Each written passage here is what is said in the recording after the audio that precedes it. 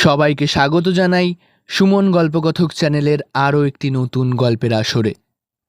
আজ আমরা পাঠ করতে চলেছি রবীন্দ্রনাথ ঠাকুরের লেখা ছোট গল্প পোস্টমাস্টার এর প্রথম পর্ব। শুরু হচ্ছে রবীন্দ্রনাথ ঠাকুরের লেখা ছোট গল্প পোস্টমাস্টার এর প্রথম পর্ব। প্রথম কাজ আরম্ভ করিয়াই উলাপুর গ্রামে পোস্টমাস্টারকে আসিতে হয়। গ্রামটি অতি সামান্য, নিকটে একটি নীলকুঠি আছে, তাই কুঠির সাহেব অনেক জোগাড় করিয়া এই নূতন পোস্ট অফিস স্থাপন করাইয়াছে। আমাদের পোস্টমাস্টার কলিকাতার ছেলে, জলের মাছকে ডাঙায় তুলিলে যেরকম হয়, এই গণ্ড গ্রামের মধ্যে আসিয়া পোস্টমাস্টারেরও সেই দশা উপস্থিত হইয়াছে। একখানি অন্ধকার আটচালার মধ্যে তাহার অফিস, অদূরে একটি পানাপুকুর এবং তাহার চারিপারে জঙ্গল। কুঠির গোমস্তা প্রভৃতি যে সকল কর্মচারী আছে তাহাদের ফুরসত প্রায় নাই এবং তাহার ভদ্রলোকের সহিত মিশিবার উপযুক্ত নহে। বিশেষত কলিকাতার ছেলে ভালো করিয়া মিশিতে জানে না, অপরিচিত স্থানে গেলে হয় উদ্ধত নয় অপ্রতিভ হইয়া থাকে। এই কারণে স্থানীয় লোকের সহিত তাহার মেলামেশা হইয়া ওঠে না। অথচ হাতে কাজ অধিক নাই, কখনো কখনো দুটো একটা কবিতা লিখিতে চেষ্টা করেন। তাহাতে এমন ভাব ব্যক্ত করিয়াছেন যে সমস্ত দিন তরু পল্লবের কম্পন এবং আকাশের মেঘ দেখিয়া জীবন বড় সুখে কাটিয়া যায়। কিন্তু অন্তর্যামী জানেন, যদি আরব্য উপন্যাসের কোনো দৈত্য আসিয়া এক রাত্রের মধ্যে ওই শাখাপল্লব সমেত সমস্ত গাছগুলা কাটিয়া পাকা রাস্তা বানাইয়া দেয় এবং সারি সারি অট্টালিকা আকাশের মেঘকে দৃষ্টিপথ হইতে রুদ্ধ করিয়া রাখে, তাহা হইলে এই আধমরা ভদ্র সন্তানটি পুনশ্চ নবজীবন লাভ করিতে পারে। পোস্টমাস্টারের বেতন অতি সামান্য, নিজে রাঁধিয়া খাইতে হয় এবং গ্রামের একটি পিতৃমাতৃহীন অনাথা বালিকা তাহার কাজকর্ম করিয়া দেয়। চারিটি খাইতে পায়। মেয়েটির নাম রতন, বয়স 12-13, বিবাহের বিশেষ সম্ভাবনা দেখা যায় না।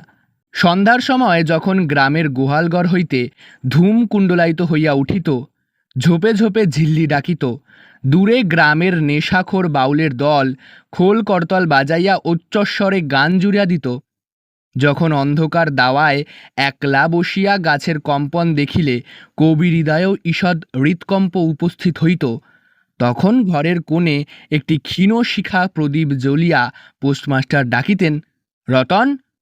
রতন দ্বারে বসিয়া এই ডাকের জন্য অপেক্ষা করিয়া থাকিত, কিন্তু এই ডাকেই ঘরে আসিত না। বলিত, কি গা বাবু, কেন ডাকছ? তুই কি করছিস? এইক্ষণ চুলো ধরাতে যেতে হবে হেসেলের। তোর হেসেলের কাজ পরে হবে, এখন একবার তামাকটা সেজে দে তো। অনতি বিলম্বে দুটি গাল ফুলাইয়া কলিকায় ফু দিতে দিতে রতনের প্রবেশ। হাত হইতে কলিকাটা লইয়া পোস্টমাস্টার ফস করিয়া জিজ্ঞাসা করেন, আচ্ছা রতন, তোর মাকে মনে পড়ে?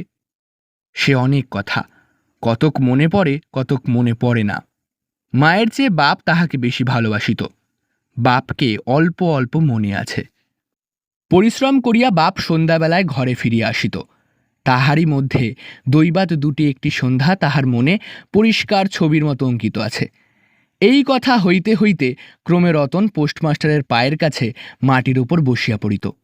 মনে পড়িত তাহার একটি ছোট ভাই ছিল, বহু পূর্বেকার বর্ষার দিনে একদিন একটা ডোবার ধারে দুইজনে মিলিয়া গাছের ভাঙা ডালকে ছিপ করিয়া মিছামিছি মাছ ধরা খেলা করিয়াছিল। অনেক গুরুতর ঘটনার চেয়ে সেই কথাটাই তাহার মনে বেশি উদয় হইত। এইরূপ কথা প্রসঙ্গে মাঝে মাঝে বেশি রাত হইয়া যাইত, তখন আলস্যক্রমে পোস্টমাস্টারের আর রাঁধিতে ইচ্ছা হইত না। সকালের বাসি ব্যঞ্জন থাকিত এবং রতন তাড়াতাড়ি উনান ধরাইয়া খান কয়েক রুটি সেকিয়া আনিত, তাহাতেই উভয়ের রাত্রের আহার চলিয়া যাইত। একদিন সন্ধ্যাবেলায় সেই বৃহৎ আটচালার কোণে আফিসের কাঠের চৌকির ওপর বসিয়া পোস্টমাস্টারও নিজের ঘরের কথা পাড়িতেন, ছোট ভাই, মা এবং দিদির কথা। প্রবাসে একলা ঘরে বসিয়া যাহাদের জন্য হৃদয় ব্যথিত হইয়া উঠিত তাহাদের কথা, যে সকল কথা সর্বদাই মনে উদয় হয় অথচ নীলকুঠির গোমস্তাদের কাছে যাহা কোনো মতেই উত্থাপন করা যায় না, সেই কথা একটি অশিক্ষিতা ক্ষুদ্র বালিকাকে বলিয়া যাইতেন। কিছুমাত্র অসঙ্গত মনে হইত না। অবশেষে এমন হইল, বালিকা কথোপকথনকালে তাহার ঘরের লোকদিগকে মা, দিদি, দাদা বলিয়া চিরপরিচিতের ন্যায় উল্লেখ করিত। এমনকি তাহার ক্ষুদ্র হৃদয়পটে বালিকা তাহাদের কাল্পনিক মূর্তি ও চিত্রিত করিয়া লইয়াছিল। একদিন বর্ষাকালে মেঘমুক্ত দ্বীপ্রহরে ঈষৎ তপ্ত সুকোমল বাতাস দিতেছিল। রৌদ্রভিজা ঘাস এবং গাছপালা হইতে এক প্রকার গন্ধ উত্থিত হইতেছিল। মনে হইতেছিল যেন ক্লান্ত ধরনীর উষ্ণ নিঃশ্বাস গায়ে আসিয়া লাগিতেছে, এবং কোথাকার এক নাছোড়বান্দা পাখি তাহার একটা একটানা সুরের নালিশ সমস্ত দুপুরবেলা প্রকৃতির দরবারে অত্যন্ত করুণ স্বরে বারবার আবৃত্তি করিতেছিল।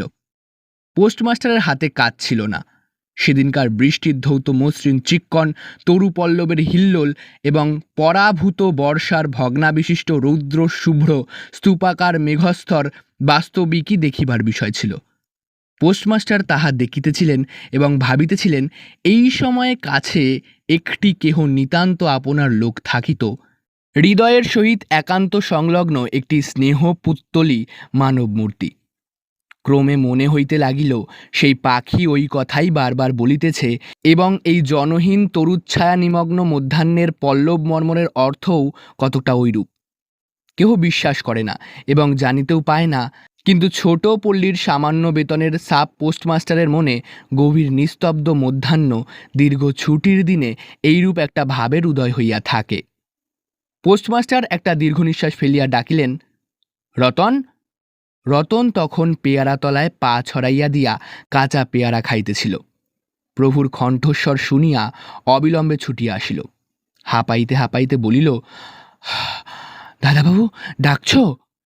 পোস্টমাস্টার বলিলেন, তোকে আমি একটু একটু করে পড়তে শেখাবো বলিয়া সমস্ত দুপুরবেলা তাহাকে লইয়া সরেয়া করিলেন, এবং এইরূপে অল্পদিনেই যুক্ত অক্ষর উত্তীর্ণ হইলেন। শ্রাবণ মাসে বর্ষণের আর অন্ত নাই। খাল, বিল, নালা জলে ভরিয়া উঠিল। অহর্নিশি ভেকেরের ডাক এবং বৃষ্টির শব্দ। গ্রামের রাস্তায় চলাচল প্রায় এক প্রকার বন্ধ। নৌকায় করিয়া হাটে যাইতে হয়। এখানেই শেষ হচ্ছে রবীন্দ্রনাথ ঠাকুরের লেখা ছোট গল্প পোস্টমাস্টার এর প্রথম পর্ব। ভিডিওটি ভালো লাগলে অবশ্যই লাইক, কমেন্ট, শেয়ার এবং সাবস্ক্রাইব করবেন, এবং আপনাদের বন্ধুদের সঙ্গে ভিডিওটি শেয়ার করবেন। আপনারা যদি ভিডিওটি আমাদের পেজ থেকে দেখে থাকেন, অবশ্যই পেজটি একটি লাইক ও ফলো করে দেবেন। সবাই ভালো থাকবেন, সুস্থ থাকবেন। ধন্যবাদ সবাইকে।